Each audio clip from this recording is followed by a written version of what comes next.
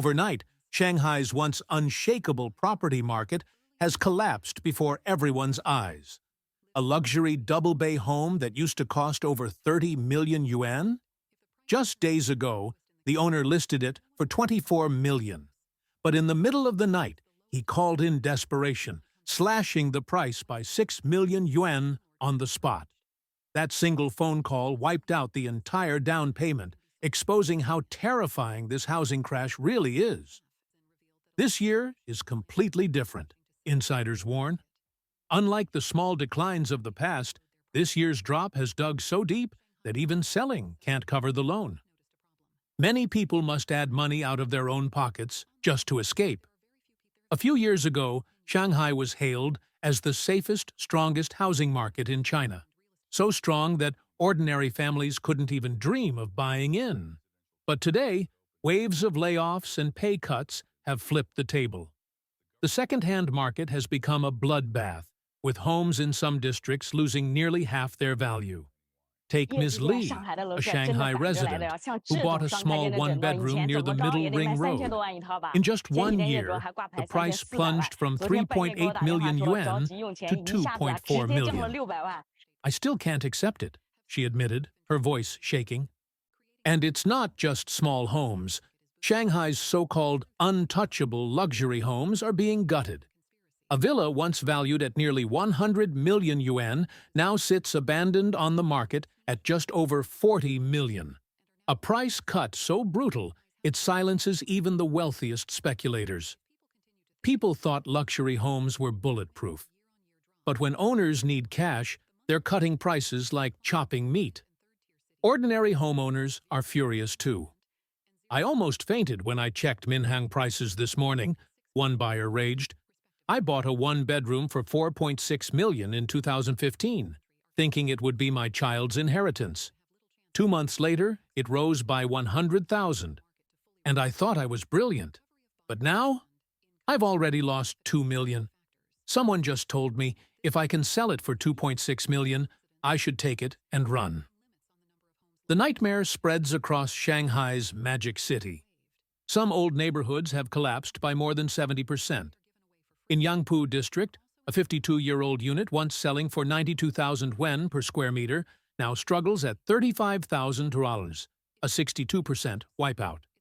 In Huangpu, the once legendary school district homes have evaporated from 320,000 yuan per square meter to barely 100,000. For many families, it feels like watching their life savings vanish overnight. If this continues, countless households will be crushed, one commentator warned. I'm not exaggerating. This is the brutal reality. In today's Shanghai, buying a house is like an emperor picking concubines. You can choose whatever you want. But selling? Selling is like cutting off your own flesh, bowing your head, and admitting defeat. The market has turned into a one-way street of pain. A Shanghai netizen revealed a chilling reality. 5 of her close friends, once living decent lives, have all fallen back into poverty. Their stories are heartbreaking, yet they reflect the cruel truth of today's Shanghai. One friend's house was demolished. He received over 4 million yuan in compensation and thought life was secured. He paid in full for a suburban home, but that house remains unfinished to this day. The compensation money has vanished like smoke, leaving him with nothing to show for it. Another friend invested over 1 million yuan with a partner to open a restaurant, but daily sales barely reach 1,000 to 1,000 yuan. After deducting rent, utilities, and staff wages, they're bleeding money every single month. The third friend, drunk on loyalty, lent 800,000 yuan to a childhood buddy in urgent need. That buddy's business collapsed. The company went bankrupt years ago, and the money is still gone. Endless lawsuits drag on, but hope is fading. The fourth friend was too kind-hearted. Flattered by compliments, he signed as guarantor for over 3 million yuan for an old classmate. That classmate disappeared overnight, and the debt crashed down on him like a nightmare. The fifth friend, a humble teacher, poured every penny of his modest salary into the stock market. His family still squeezes into a shabby one-bedroom apartment of just 30 square meters. Every day, he stares helplessly at his phone as his stocks plummet, his dreams crumbling with every red number. And it's not just individuals. Businesses are collapsing everywhere. Do you know how bad things are? The netizen asks. Even Pepsi distributors don't come to pick up stock anymore. I sold only 2 bottles the other day, out of 199 we just ordered. They're already expiring, and nobody dares complain. Every store is facing the same disaster. On September 22, 2025, at exactly noon, she filmed the scene at Wanda Plaza in Jiading, Newtown, Shanghai. Once bustling restaurants are now ghostly quiet. Jingjiapo has a few scattered diners, Harvest Day barely a handful, Zhongxian Japanese sushi only a couple, and Korean BBQ? Just one lonely table. Oh my God, how do we survive like this? We've been open since 10 a.m. and not a single customer walked in. This isn't about consumer downgrades anymore. It's about people vanishing. They simply stopped spending. Even giants like Huawei and An are laying off workers, while smaller companies collapse silently. Countless employees have gone 3 months without pay. On the streets, for rent and for sale signs scream from every corner. Real money has become rare in Shanghai. Office workers survive on credit cards, working tirelessly, yet sinking deeper into debt. Homeowners suffocate under crushing mortgages. Yes, they call it a consumption downgrade, but let's be honest, people are broke. Shanghai, once the crown jewel of prosperity, is now a city where survival itself has become a daily battle. Shanghai, once the symbol of wealth and prosperity in China, is now drowning in a tidal wave of unemployment and wage cuts. This economic storm is crushing homebuyers. Families who once believed they had secured their futures with mortgages are now on the brink of collapse. Defaults are surging, foreclosures are spreading, and more families are losing the very roofs over their heads. One Shanghai resident described the grim reality around him. The number of people being laid off is terrifying. Many of my friends have been forced to auction off their homes because they simply can't repay their loans. In this environment, no one dares to even think about buying a house anymore. The market is frozen, buyers are gone, and the fear is real. Industry insiders are ringing alarm bells. They predict that nearly 80% of Shanghai's properties will continue to fall in price. Only the remaining 20% might stay afloat. But the overall direction is crystal clear. The real estate market downturn has only just begun. Both homebuyers and investors are being warned. Be cautious, because the bottom is nowhere in sight. Meanwhile, the pressure on workers is intensifying. Many companies in Shanghai have already abandoned the 2-day weekend. Now, employees are lucky if they get 3 or 4 days off in an entire month. Saturdays and Sundays are no longer sacred. People are being worked to exhaustion. What used to be rare is now the norm. And this is only one part of the picture. Inside state-owned enterprises, a silent restructuring is unfolding. The comfort and privileges once given to upper-level laborers are unimaginable compared to ordinary workers. But over the next 3 to 5 years, those without power, connections, or rare skills will be crushed. Thousands of regular employees are being converted into contract workers, their wages slashed by 20% to 30%. The construction industry is the front line of this brutal cost-cutting war. Even Shanghai's famed nightlife, once the heartbeat of the city, has turned into a ghostly shadow of its past. This year, the scene is dead. Even if superstar Liu Yifei showed up, I doubt anyone would bother. Why? Because no one has money anymore. I've been running a finance company in Shanghai for over a decade, and this year has been the darkest year I've ever seen. And I don't know if next year will be any better. Shanghai, The glittering metropolis that once never slept is now haunted by empty restaurants, shuttered clubs, and fading dreams. The city is still lit by neon, but behind the lights, countless families and workers are drowning in despair.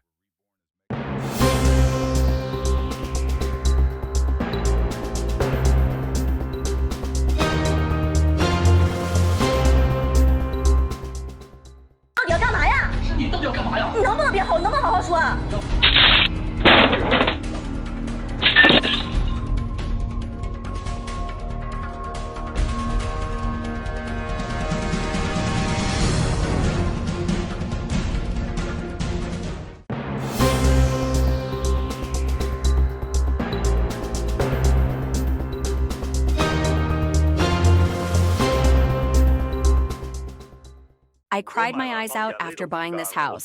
My mortgage is over 3,700 yen, and I've been paying it for 5 years. Yet I still owe 640,000 yuan, while the value of my house has crashed to just 540,000 yuan. My loan is worth more than the house itself. Every single day, I feel like I'm just working for the bank. Since buying the house, I haven't eaten out once. For breakfast, I only have an egg. It's cheap and healthy. Ever since I bought the house, I've been terrified to spend on anything else, afraid I won't have enough left to cover the mortgage. They say buying a home brings happiness and a better life. But why do I feel no happiness at all? Beijing's real estate market is collapsing at record speed. Prices within the once unreachable 4th Ring Road have fallen to 20,000 yuan per square meter. Beyond the 5th Ring Road, the crash is even worse. Some neighborhoods have lost half their value. Countless homes sit empty and unsold, and no one knows when the market will finally hit bottom. One netizen revealed, this neighborhood has seen the steepest price crash in Beijing, from over 20,000 yuan per square meter down to just 6,000 yuan today, an 80% plunge. You can now move into an 85 square meter, 2-bedroom apartment for just 80,000 yuan, with a basement and 7 appliances included.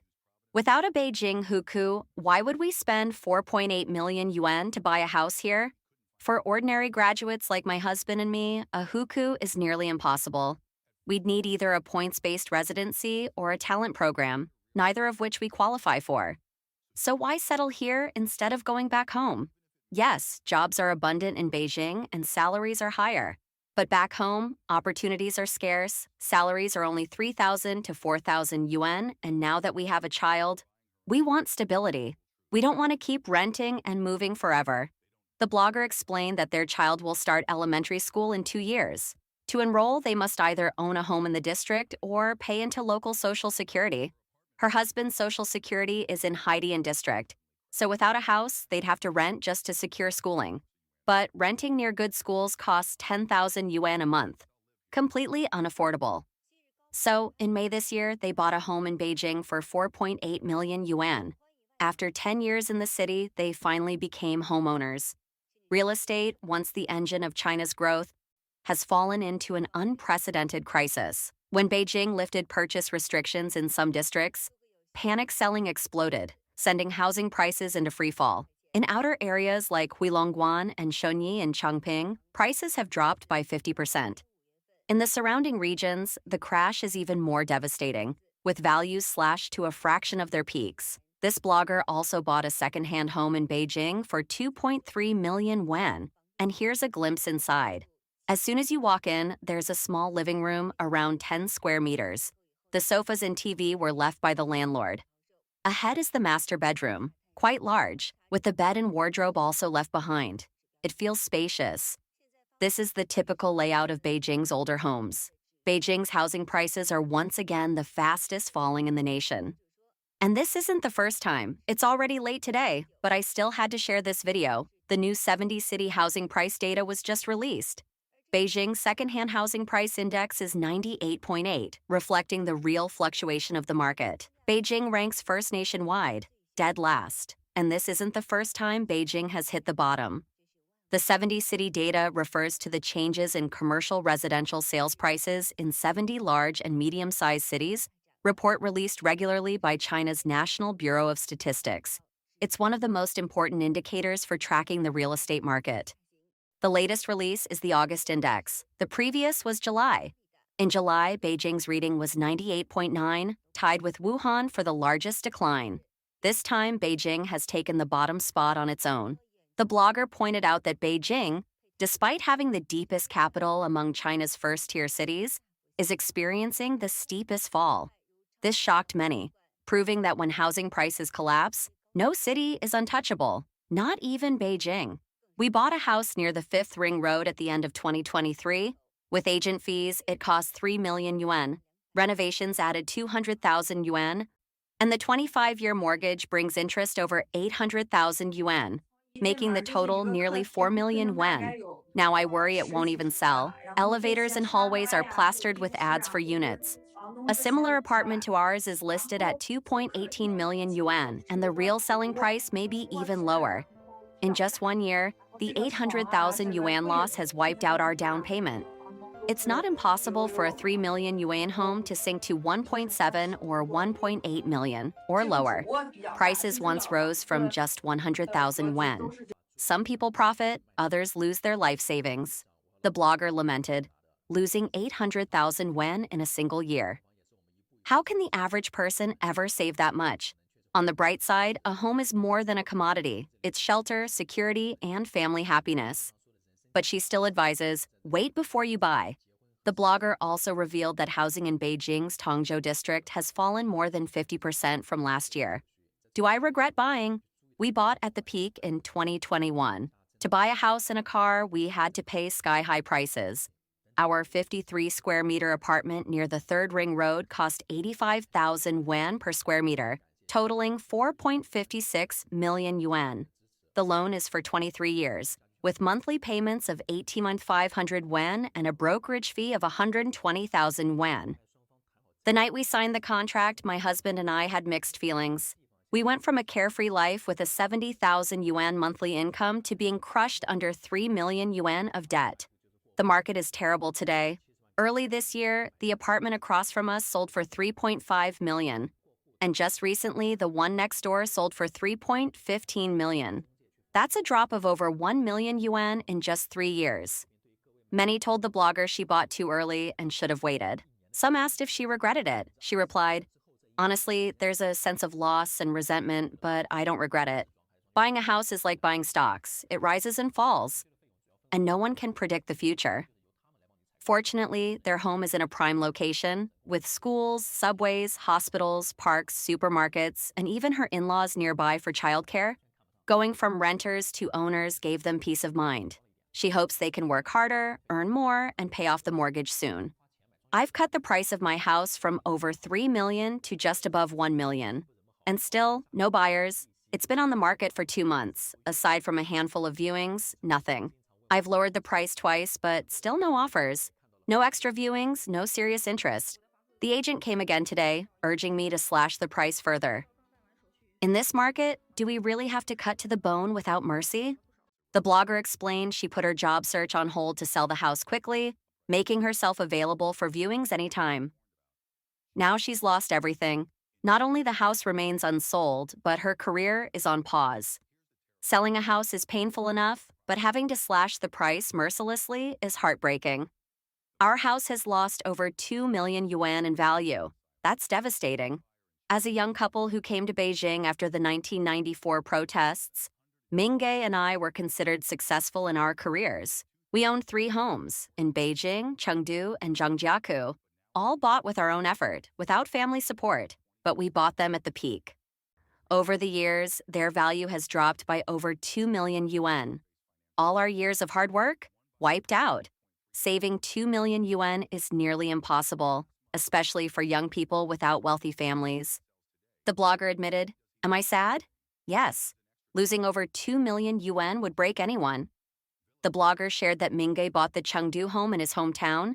She bought the Zhangjiakou home for her parents, and the Beijing home was for the 2 of them. Sometimes she wonders if they hadn't bought in Beijing in 2022, maybe by 2024 or 2025, they could have afforded a larger 130, 140 square meter home in a better location. That thought still haunts her. Their current place works for daily life, but it feels small. Upgrading is tempting but costly. agency fees, transfer taxes, renovations. For now, all they can do is keep working harder, waiting for the day they can afford better options. Chaoyang homeowners are living a nightmare this year. I met a client yesterday who owns 2 properties. One dropped 20% in value, the other nearly halved. And it's not just him. Across Chaoyang, from tiny old flats to luxury homes, secondhand prices are collapsing. The whole district feels like a chorus of wailing. Hurry up and sell. Don't say I didn't warn you. 2025 is your last chance. Stop hesitating. Sell and cut the Gordian knot. If you miss this window, you'll be stuck. Next year, Beijing's housing market will flip. All the perks, talent subsidies, down payment cuts, lower rates, go to new homes. Secondhand homes are treated like stepchildren, left with nothing. If you plan to sell, do it now. Don't gamble on a rebound, especially with old or small flats. Sell early to avoid bigger losses. Prices are falling hard, and there's no sign of a comeback.